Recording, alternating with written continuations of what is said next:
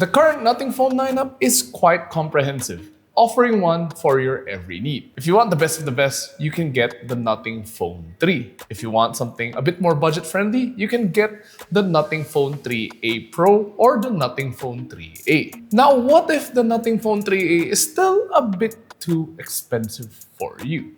Well, that's where the Nothing Phone 3A Lite comes in. With a starting price of 15,490 pesos, this is arguably the most affordable Nothing phone yet. And it seems very promising as well. Well, that's at least on paper. So, does the Nothing Phone 3A Lite live up to the expectations set by its more capable siblings?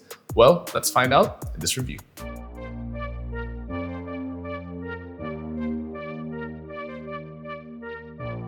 One of the signature design pieces of the Nothing phone is its uniquely designed back panel. The Nothing Phone 3A Lite is no exception to this with its mecha-like design and exposed torque screws. It also uses a similar construction featuring a glass back panel with a plastic frame. Take one look and you can easily tell this is a Nothing phone. However, what you will notice is the rather basic camera setup on the upper left corner of the back panel. You'll also think that this doesn't come with Nothing's iconic glyph matrix, but it does have a glyph matrix. It's just not as complicated as the ones we've seen. Instead, it's a bit more simple. It's just one light. No long LED strips anywhere on the phone. But hey, at least Nothing managed to incorporate the glyph lighting even on their most affordable model. In terms of the ergonomics, the 3A Lite has the same layout as the other Nothing 3A models. On the left side, you'll find the volume rocker. At the bottom, you have the USB-C port, the hybrid dual SIM card slot that doubles as a micro SD slot, and a single loudspeaker. Yes, you only have a single loudspeaker for the Nothing Phone 3A Lite. On the right side, you have the power button and the essential key,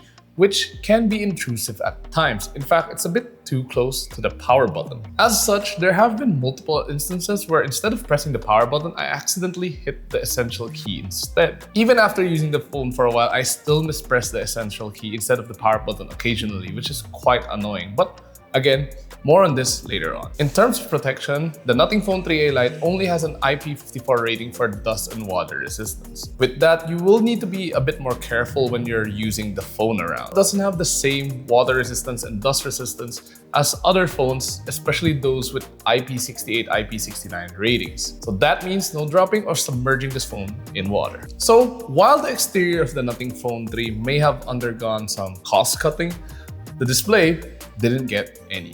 It still uses the same 6.77-inch Full HD Plus AMOLED panel with 120Hz refresh rate, up to 3000 nits peak brightness, and even HDR10+ support. The screen is also protected by Panda Glass in case you have buttery hands, which does have a scratch level of Moss Level 5. With that, you still get the amazing visuals as with the other Nothing Phone 3A models. There are vivid colors and smooth animations where you're just playing with the menu or binge watching your favorite series. This being an AMOLED, it also has great viewing angles as expected. So even if you're watching in a large group, everyone will be able to see things clearly. Gamers will also enjoy the 120Hz refresh rate panel the best. That's assuming the game you're playing can fully utilize it, but more on that later. When you are playing games or watching videos on the Nothing Phone 3A Lite, just don't accidentally cover the loudspeaker because you only have one. Since it's a mono loudspeaker, your finger will likely cover the speaker depending on how you hold it. The loudspeaker itself is relatively loud when maxed out, but the quality is decent at best. There isn't a clear distinction between the mids and highs, and as expected, there is a lot of lack of bass. But again, that's all to be expected of a phone with a single loudspeaker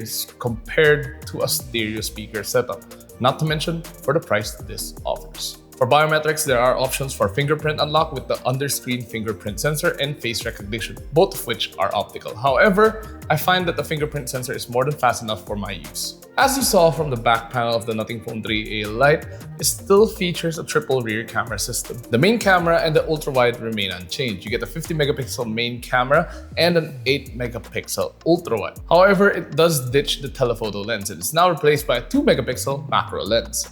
For the front, you do get a 16-megapixel camera for your selfies. With that, there isn't really a big change when you're using the camera of the Nothing Phone 3A Lite, especially if you've seen our review video of the Nothing Phone 3A and the 3A Pro. If you keep it at 1x or 2x zoom, you can still capture amazing photos both in day and even in low light. The phone's image processor also does a great job of balancing out highlights and shadows. However, when you do use the ultra-wide, there is a very noticeable drop in quality. Despite that, the image quality is still very usable when shooting in a well-lit well-lit environment. Not to mention, you will notice artifacting when you're shooting in low light, and at the same time, you will notice these too, and the drop in quality again when you go beyond 2x zoom due to the phone's lack of a telephoto lens. Furthermore, the same can be said when you're shooting video. The Nothing Phone 3a Lite can still record up to 4K at 30 FPS, which is the same output as its more capable siblings. While there is no option to toggle stabilization, there seems to be some minor built-in stabilization function already. Even if you drop down to 1080p, there's no stabilization option available. If you don't have the steadiest of hands, you will get shaky shots as expected. But hey, it's better than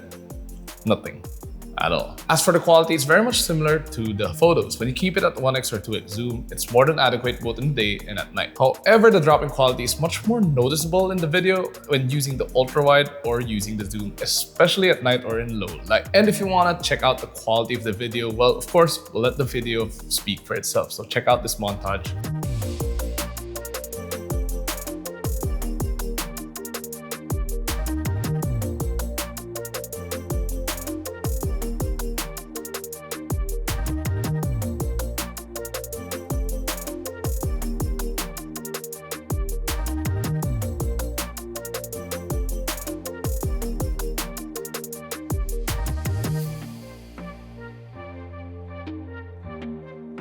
Powering the Nothing Phone 3a Lite is a MediaTek Dimensity 7300 Pro chipset.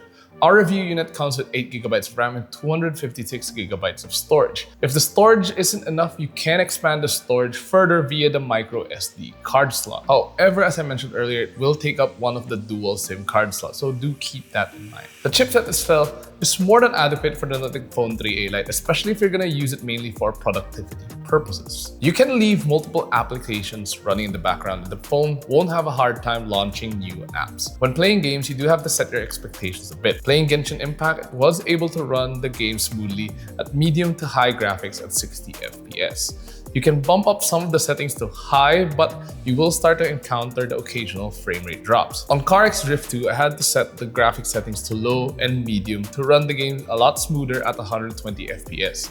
Alternatively, I could lower the FPS in exchange for slightly improved graphics. Considering the price of this phone, it's quite an impressive feat to do so already. And if you're someone who likes checking out the numbers, you can see them on screen right now.